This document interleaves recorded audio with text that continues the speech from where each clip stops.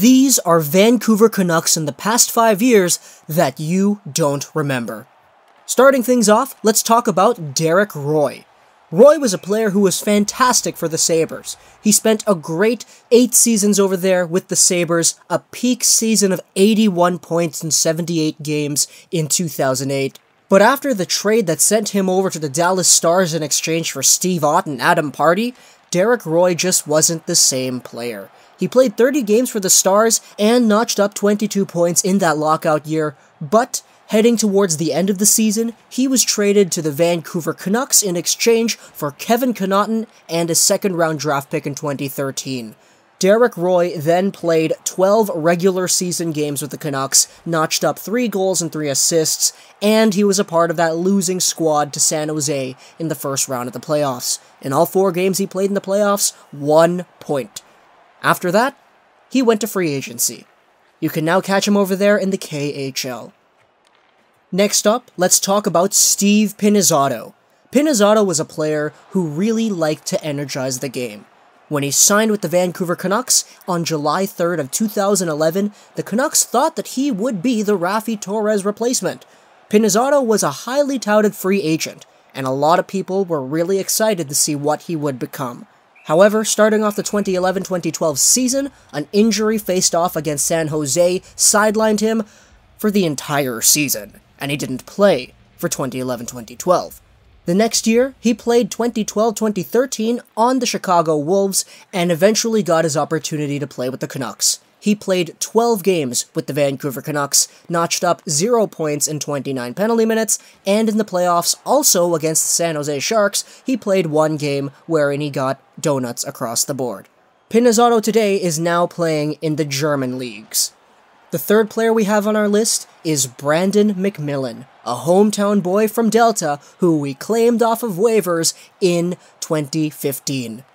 Brandon McMillan was a guy who, after the Arizona Coyotes basically sent him down to the AHL, we claimed. And a lot of people were thinking that he would be sort of an important player going forward because he added more depth.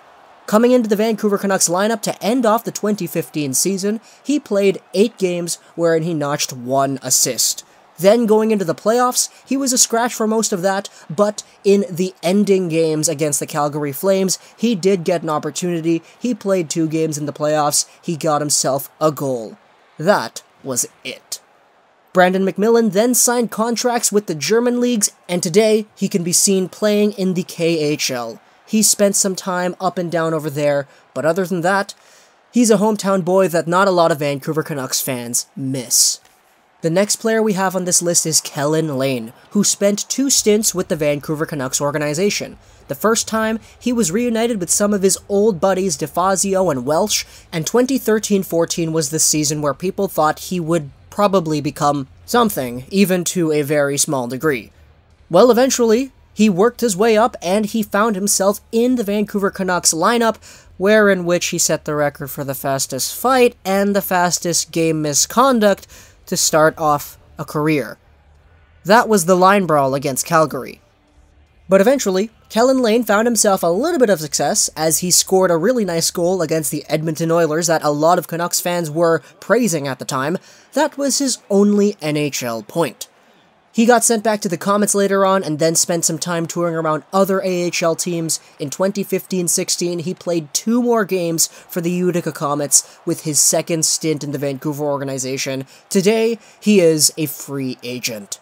In February of 2014, the Vancouver Canucks traded Dale Weiss to the Montreal Canadiens in exchange for defenseman Raphael Diaz. He was a Swiss right-handed 5'11" defenseman that a lot of people were getting sort of excited about, seeing as playing for the Canadiens he grabbed himself 11 assists in 46 games. He was a guy who a lot of people thought might have been able to spark up some sort of an offensive presence. Playing with the Vancouver Canucks, however, 6 games is all he was given, 1 goal, 1 assist, 2 points. I specifically remember him playing against the Boston Bruins in TD Garden and a lot of fans being excited at what he would have offered. But eventually, Diaz was traded to the New York Rangers just a month later in exchange for a 5th-round pick in the 2015 NHL entry draft. Raphael Diaz today is playing with the EV Zug of the Swiss leagues. Benn Ferriero was a player who scored in his first ever playoff game in overtime for the San Jose Sharks against the Detroit Red Wings in the year 2011. This was an incredible moment for this kid, and 2 years later, in July of 2013, he signed to a one-year deal with the Vancouver Canucks. He spent the majority of his year in the Utica Comets system, 39 points in 54 games, which was really, honestly impressive at that time, and he spent a little bit of a stint with the Canucks as well. He played 2 games and got 0 goals, 0 assists. He didn't really do much. And eventually, this player who scored one of the more memorable goals in San Jose Sharks history, who only played 2 games for the Canucks, his contract expired and he went on with his career. He is now an unrestricted free agent. Next up, we have Drew Shore, who is a player who played for the Canucks 2 seasons ago in 2016-2017.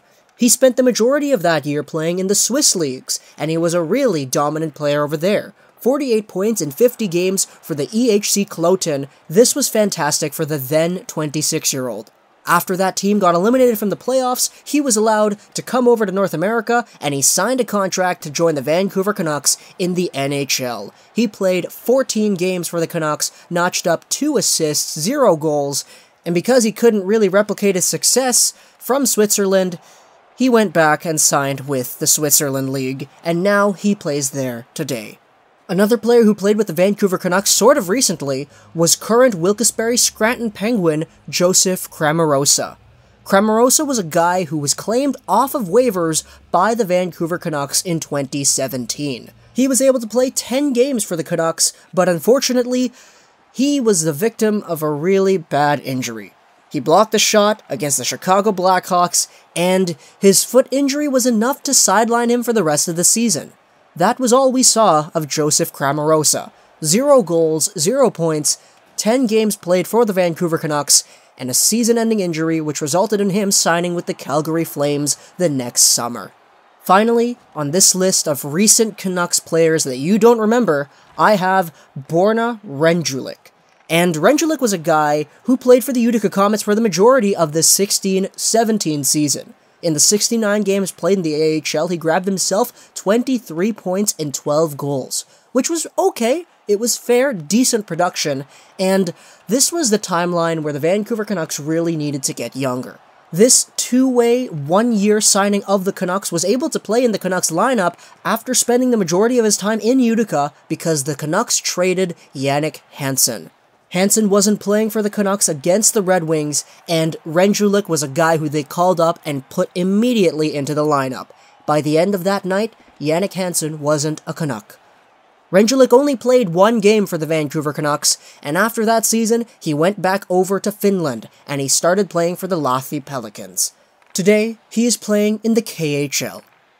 So there you have it, ladies and gentlemen. This was my list of Vancouver Canucks in the past few years that you don't remember. Now, a lot of these guys, I understand they've had really good careers outside of the Vancouver Canucks organization. Derek Roy in particular, a Buffalo Sabres legend in some people's eyes. But overall, I thought it would be an interesting idea to take a blast into the immediate past at some of the names who some of you guys probably didn't remember. And I didn't want to include guys like Matt Sundin and all that because high-profile names some of you guys probably still remember. But Derek Roy, honestly, I don't think a lot of people even click with the fact that he was a Canuck.